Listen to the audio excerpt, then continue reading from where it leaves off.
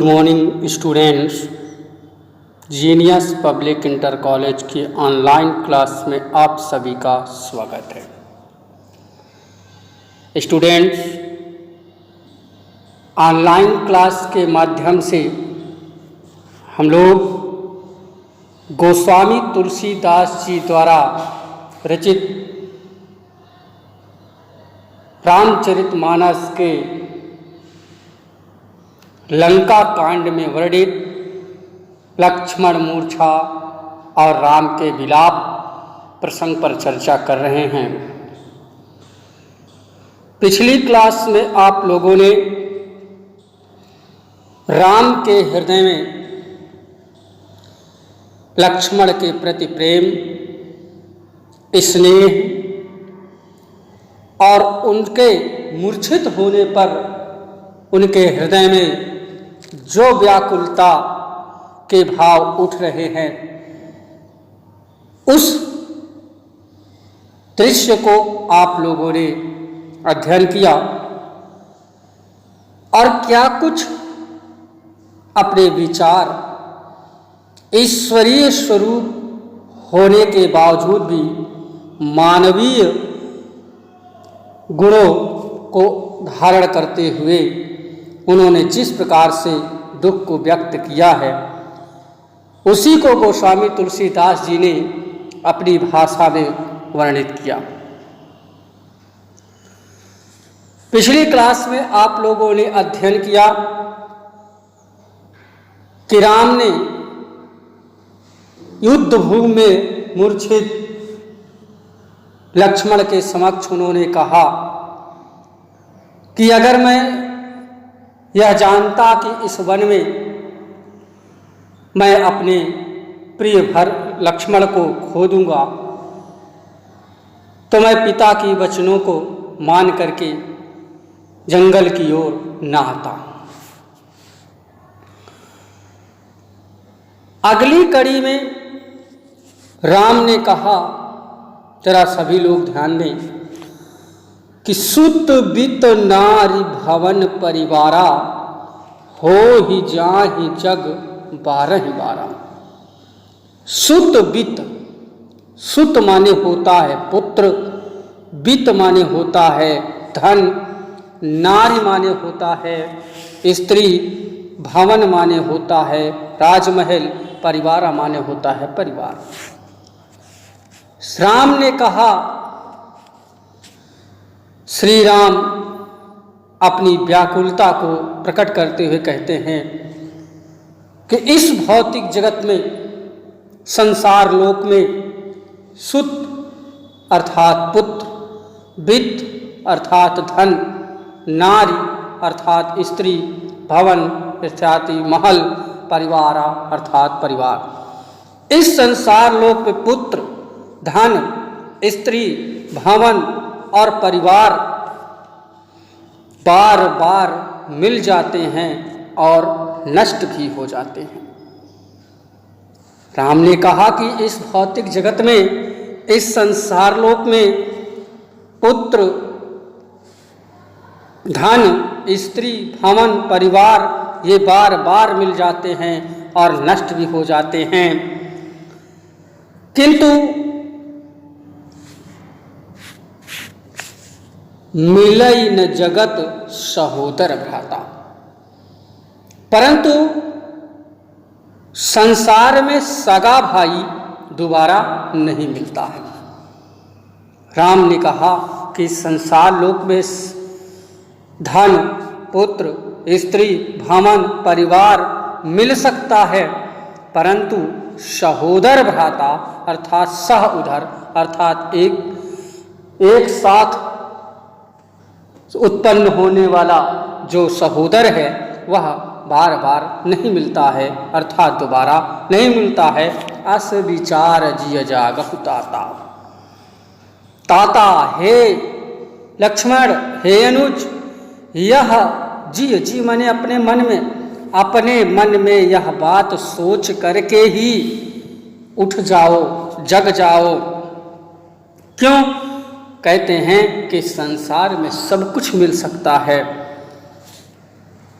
पुत्र, धन, स्त्री, भवन, परिवार ये सब मिल सकते हैं, नष्ट भी हो सकते हैं, परंतु हे लक्ष्मण, सहोदर भाई अर्थात साथ उत्पन्न होने वाला जो भाई है, सहोदर भाई है, वह दोबारा नहीं मिलता है।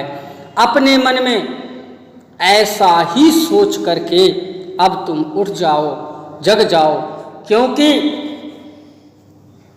राम ने कहा अगर तुम्हें कुछ हो गया लक्ष्मण तो मेरी स्थिति कैसी होगी, उसका वर्णन करते हुए प्रभु श्री राम जी वर्णन करते हुए कह रहे हैं कि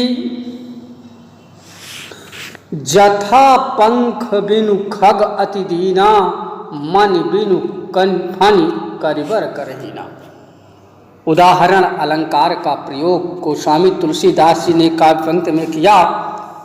दृष्टांत के माध्यम से, उदाहरण के माध्यम से तुलसीदास जी ने कहा कि राम ने कहा कि मेरी स्थिति कैसे हो जाएगी।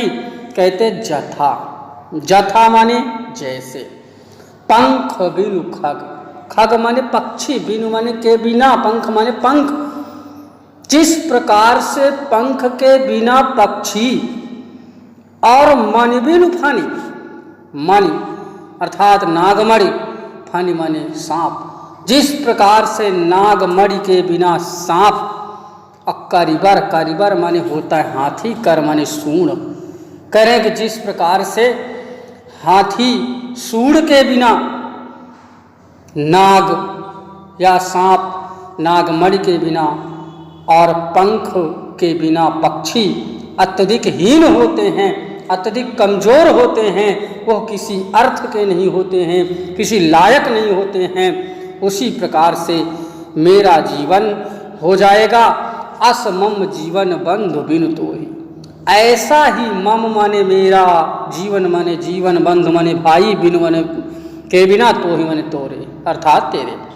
हे लक्ष्मण, तुम्हारे बिना मेरा जीवन ऐसे ही हो जाएगा जिस प्रकार से पक्षी के बिना, पंख के बिना पक्षी विहीन होता है, पक्षी का कोई मतलब नहीं होता है जीने का, और नागमणि के बिना नाग और सूंड के बिना हाथी का जीवन व्यर्थ होता है, उसी प्रकार से तुम्हारे बिन यह मेरा जीवन भी व्यर्थ होगा। जौ जड़ दैव जीवावहु मोहि, कह रहे हैं कि यदि, जौ मने यदि, जड़ मने यदि भाग्य मुझे जीवित रखेगा तो मेरा जीवन भी, है ना, कह रहे हैं कि यदि भाग्यवश अगर मुझे जीवन मिला भी, पहली बात तो मैं अपने जीवन को ही नष्ट कर दूंगा, परंतु अगर दैववश, अगर भाग्य के वशीभूत हो करके अगर मुझे जीवन मिला भी तो मेरी स्थिति कैसे होगी, ये तीन दृष्टांतों के माध्यम से आप लोगों को श्री राम जी ने अपनी स्थिति को, अपने हृदय के भाव को और श्री राम के मन में लक्ष्मण के प्रति जो स्नेह था उस भाव को भी प्रकट किया। जयहु अवध कवन मुँह लाई, नार हेतु प्रिय भाई गवाई।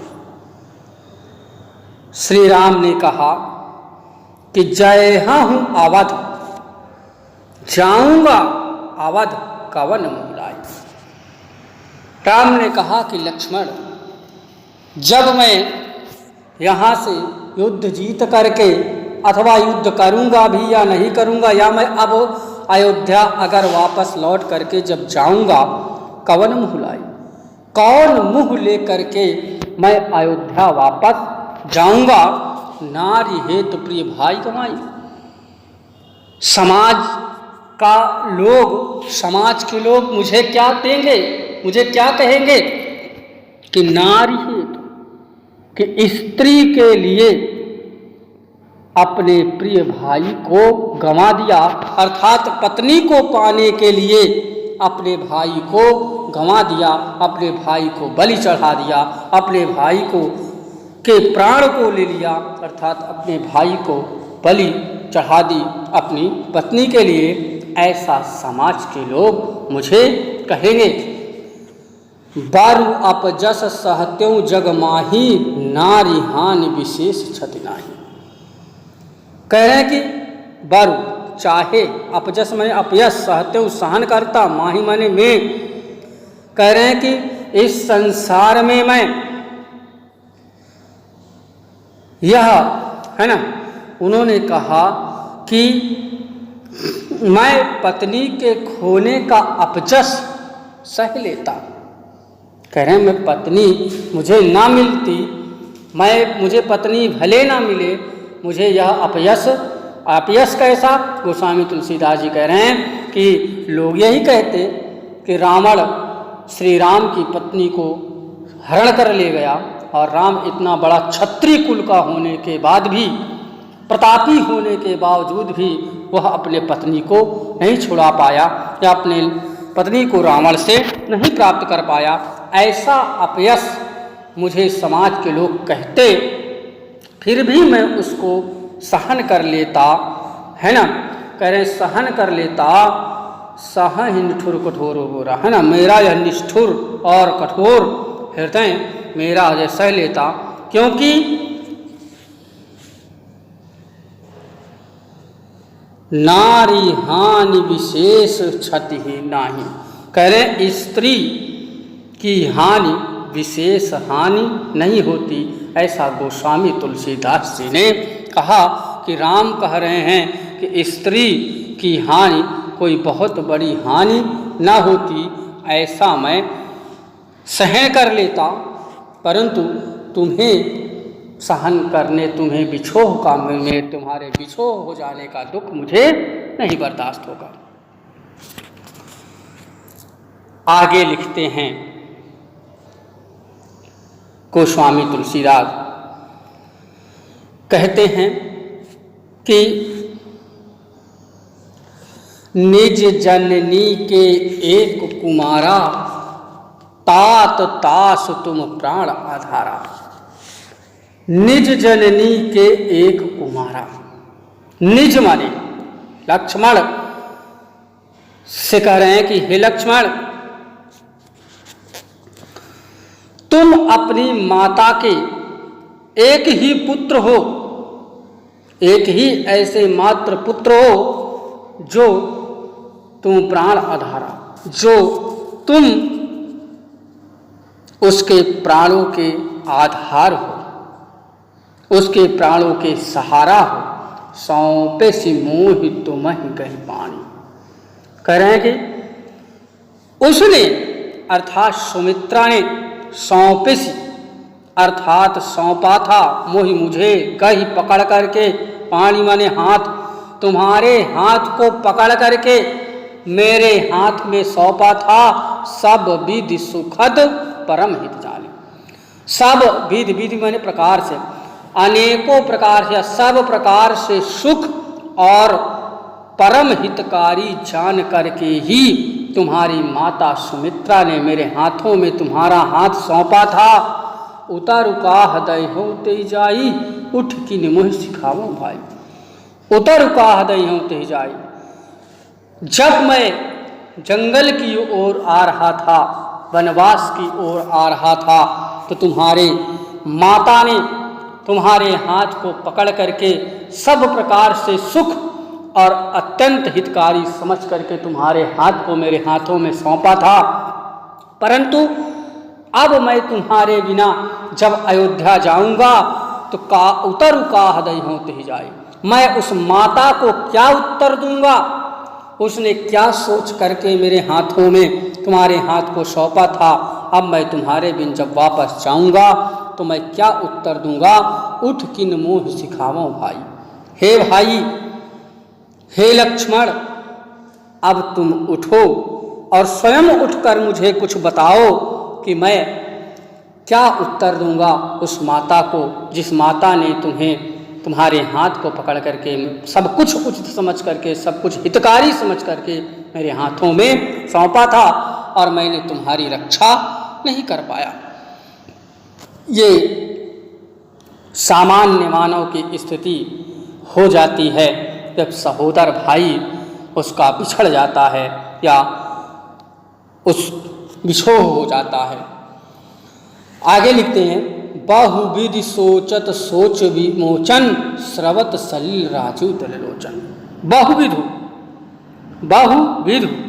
अर्थात अनेकों प्रकार से सोच रहे, सोच विमोचन, सोच को विमोचन अर्थात सबके शोक को दूर करने वाले स्वयं श्री राम आज मानव की तरह सोच रहे हैं और इसी सोच से व्याकुल होकर स्रवत सलिल राजू दललोचन, उनके कमल रूपी नेत्रों से आंसू बहने लगे।